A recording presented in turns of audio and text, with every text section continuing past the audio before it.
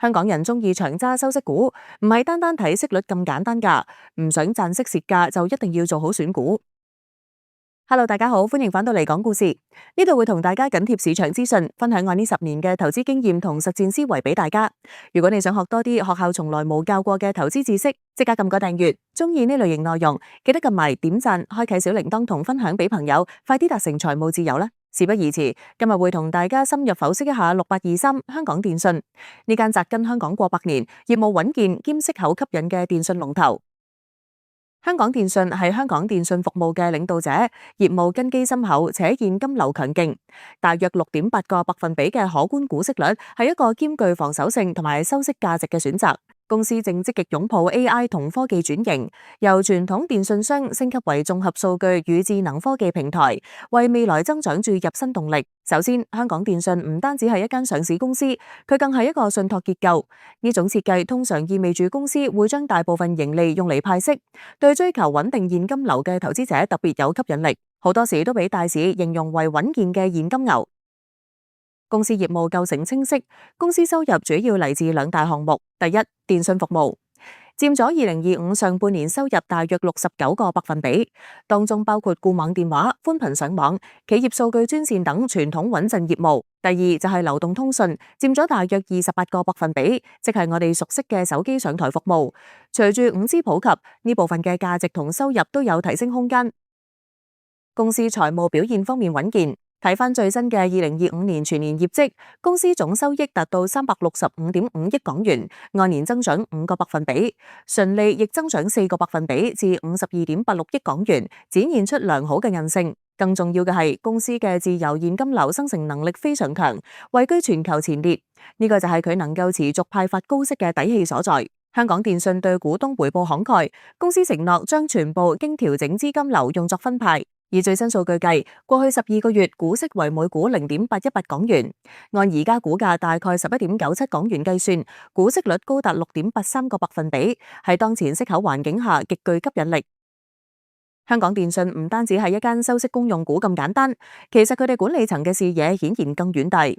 哋正為公司裝上新增長嘅引擎。第一就係搞緊戰略轉型。從電訊轉到科技，主席李澤楷先生明確指出，集團正加快由傳統通訊服務供應商升級為面向企業同個人客戶嘅綜合數據及智能科技平台。呢個轉型意味住公司唔再只係賣流量，而係賣解決方案同價值。以2025年為例，企業方案成增長火車頭，企業業務收益增長8個百分比，獲得超過50億港元新訂單。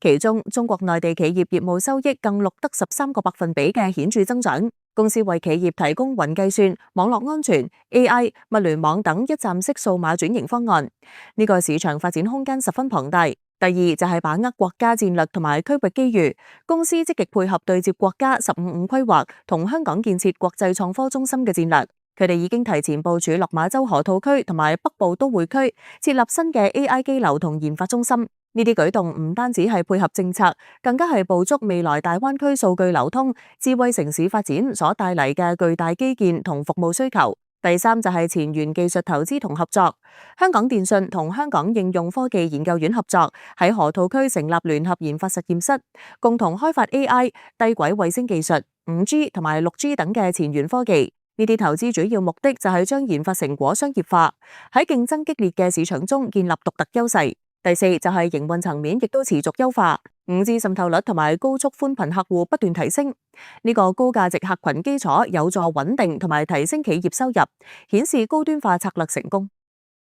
講完機遇，我哋都要客觀睇下風險。雖然香港電訊機遇處處，但係股市世界並唔存在十全十美嘅股票同埋必勝策略，每一筆投資都伴隨着取捨同埋機會成本。如果你突然遇到完美嘅股票，咁大家就要更加小心，因為好大機會係你睇漏咗嘢。第一就係市場競爭，雖然香港電訊擁有經濟護城河，但電訊市場競爭始終激烈，為咗留住客戶同搶佔市場，好容易引發割喉減價戰，長遠可能對公司利潤空間構成壓力。第二就係利率風險，為咗維持龐大嘅基礎建設同收購，公司帶有較高水平嘅負債，喺高息環境下，利息支出會顯著增加，直接壓縮利潤同派息空間。第三就係科技更迭同轉型成本，電信業技術發展迅速，例如5G 升級同埋未來嘅6G 發展，需要持續投入巨額資本開支。如果新技術未能帶嚟相應嘅盈利增長，將會拖累整體財務表現。